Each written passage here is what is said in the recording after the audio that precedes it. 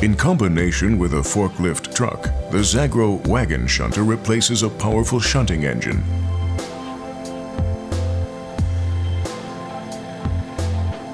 Depending on the number of driving wheels, this robust steel construction can move between 300 and 600 tons of tailored weight. Simply lower the ramps.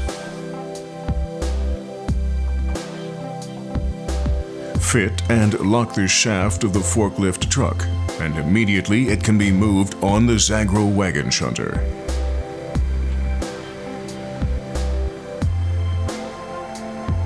The wheels of the forklift truck transmit driving power to 4 rollers.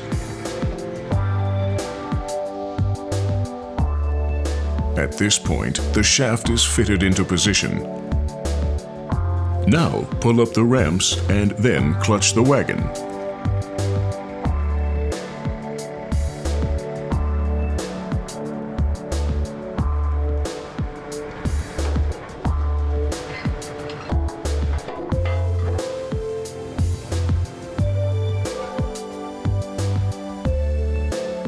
The power of the rollers is transmitted by chains to the rubber wheels with a ratio of 1:5.